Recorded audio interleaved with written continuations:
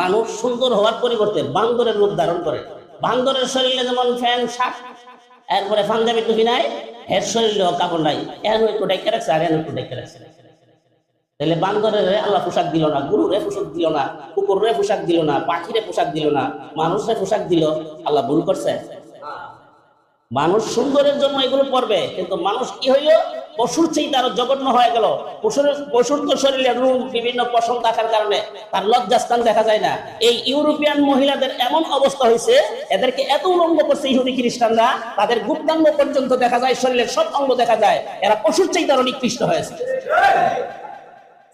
এই সমস্ত পশুত্তর culture, European culture যারা বাংলাদেশে সাপ্লাই দিতে চায়, যারা এই দেশে প্রতিষ্ঠা করতে চায়, এরা একটা দলের নাম হইল নারী কমিশনার। কি কমিশনার?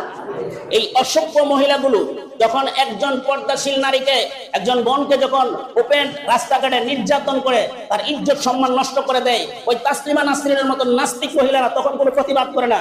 যখন মহিলাদের গায়ে পোশাক, সুন্দর পোশাক আসে, বোরকা আসে, পর্দা অনুযায়ী, শালীন অনুযায়ী চলতে চায়, তখন এই তাসলিমা নাসরিনের মতন যত নারীবাদী মহিলারা আছে, তারা বলে এই দেশে মৌলবাদের উত্থান হয়েছে।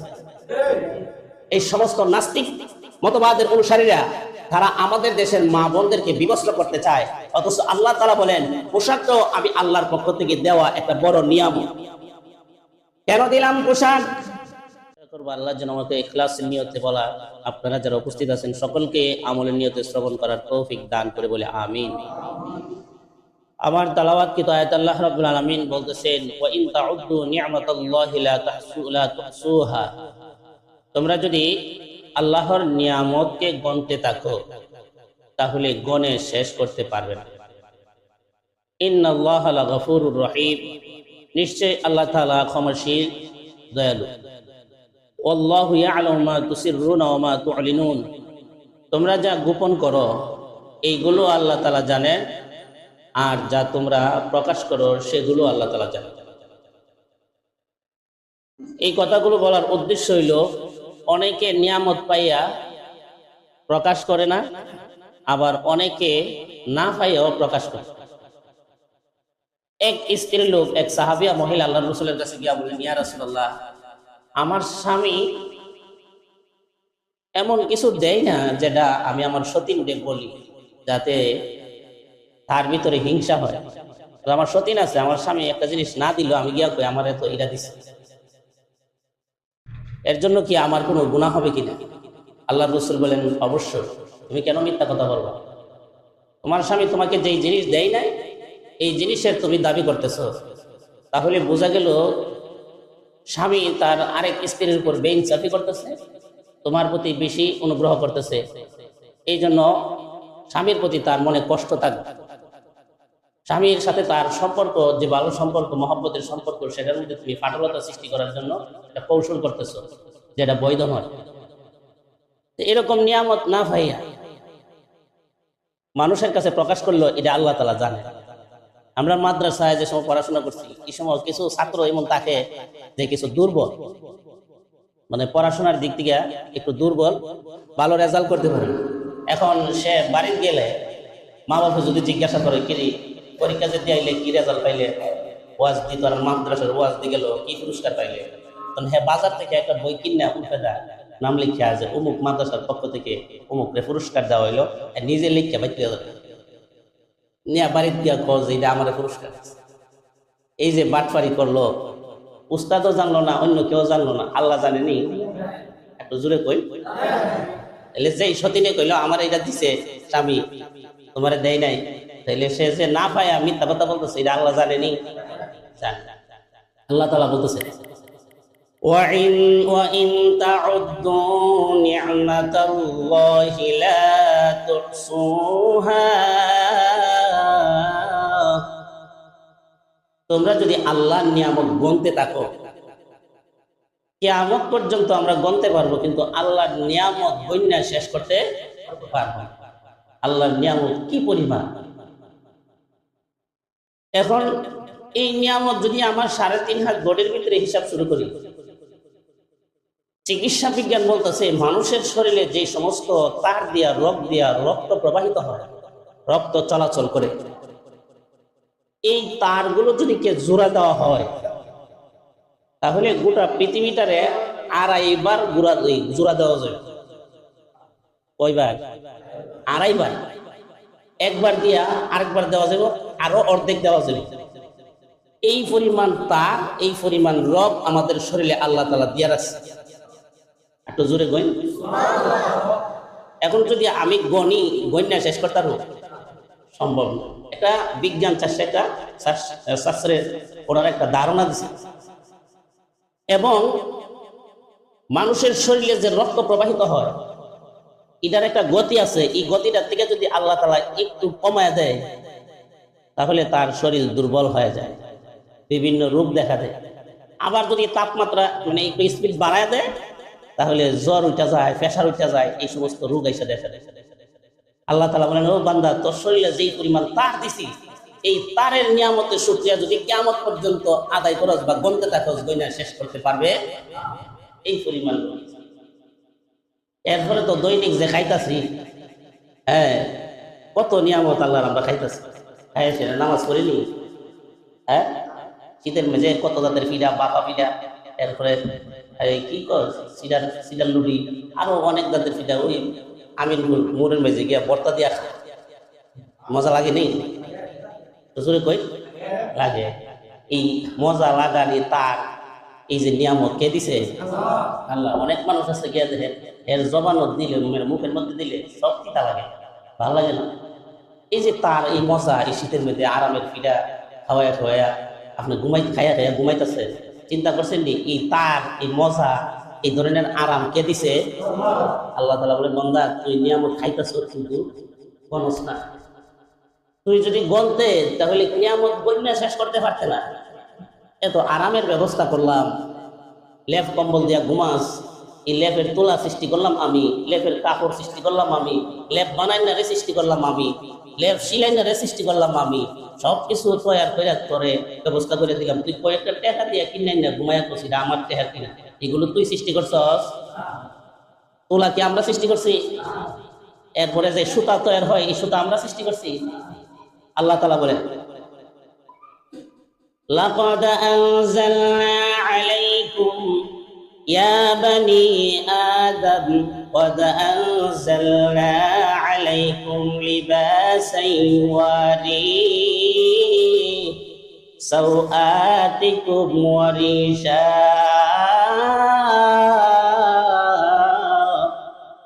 يا بني آدم, হে আদমের সন্তানরা, قد أنزلنا عليكم لباسا, আমি তোমাদের জন্য পোশাক নাজিল করছি। এরে ইউয়ারি সাওআতিকুম, তোমরা শরীরের সতর অঙ্গ প্রত্যঙ্গ ডাইখা রাখবার লাগিয়া। ওয়ারিশা, কোট, আলাদা পোশাক, আলাদা রুমাল, এটা না রাখলেও চলে, এই কোট না লাগাইলেও চলে, এটাও না লাগাইলে চলে, পাঞ্জাবিও না লাগাইলে চলে, গেঞ্জি পিন্ধা রাখলে চলে, চলে না? এই যে একটার পর একটা লাগাইলেন কেন? ওয়ারিশা, তোমার সুন্দর দেখবার লাগিয়া। চশমাটা লাগাইলাম কিসের লাগিয়া? সুন্দরের লাগিয়া। শুধু পোশাকই নাজিল করি নাই, পোশাকের সাথে সাথে তোমার যাতে সুন্দর দেখা যায়, আলাদা এক্সট্রা কিছু পোশাক নাজিল করলাম। সুবহানাল্লাহ। এই সুন্দর আমরার জন্য নাকি আল্লাহ এই পোশাক কিনবার লাগে নাজিল করছে? কিন্তু আমরা বড় আফসোস, শীতের দিন আইলে যারা এখন বালা বালা টাই প্যান্ট জুতা পিন্ধা ঘুরে, এরা শীতের দিন আইলে মনে করেন দামি দামি জুতাও পিন্ধে, ফ্যান অফ করে টাক করে নিচে পিন্ধে, আবার এই মাথা তো টুপি, গলা তো আবার আলাদা একটা বেলতা হয়। কিন্তু গরমের দিন আইলে এরা যে কি দুষ করে, আডুর উপরে ফ্যান আর না নিচে ফ্যান কিন্তু নি সরম লাগতেছে, রুম পেতেছে আমরা যে নাই আমার।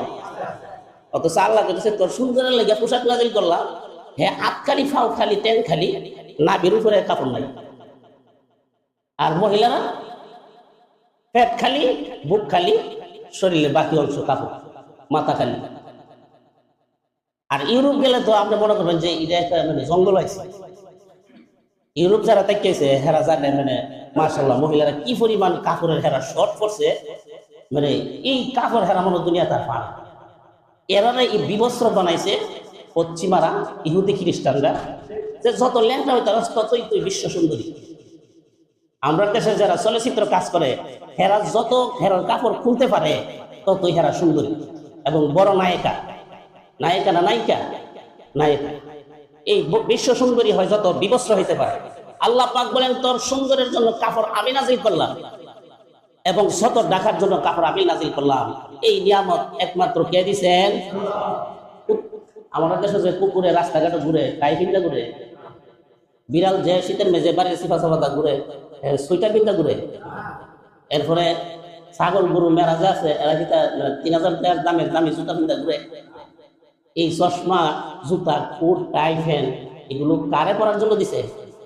মানুষে।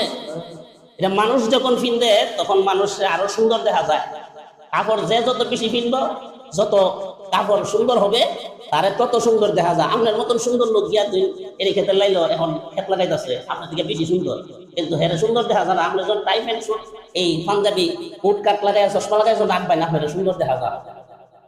আল্লাহ পাক বলেন লাকাদ খালাকনাল ইনসানা ফি আহসানি তাকওয়িম। আমি মানুষকে বড় সুন্দর এবং মজবুত করে বানাইছি। কারে সুন্দর করে বানাইছে? মানুষ। আর মানুষ সুন্দর হওয়ার পরিবর্তে বান্দরের রূপ ধারণ করে। বান্দরের শরীরে যেমন ফ্যান শার্ট এরপরে পাঞ্জাবি টুপি নাই, এর শরীরেও কাপড় নাই, এর একটু ডেকে রাখছে আর এর একটু ডেকে রাখছে। তাহলে বান্দরের আল্লাহ পোশাক দিল না, গরুরে পোশাক দিল না, কুকুরে পোশাক দিল না, পাখিরে পোশাক দিল না, মানুষের পোশাক দিল। আল্লাহ ভুল করছে? মানুষ সুন্দরের জন্য এগুলো পড়বে, কিন্তু মানুষ কি হইল? পশুর চেয়ে তার জঘন্য হয়ে গেল। পশুর তো শরীরে রূপ বিভিন্ন পশম থাকার কারণে তার লজ্জাস্থান দেখা যায় না। এই ইউরোপিয়ান মহিলাদের এমন অবস্থা হয়েছে, এদেরকে এত উলঙ্গ করছে ইহুদি খ্রিস্টানরা, তাদের গুপ্তাঙ্গ পর্যন্ত দেখা যায়, শরীরের সব অঙ্গ দেখা যায়। এরা পশুর চেয়ে তারা নিকৃষ্ট হয়েছে।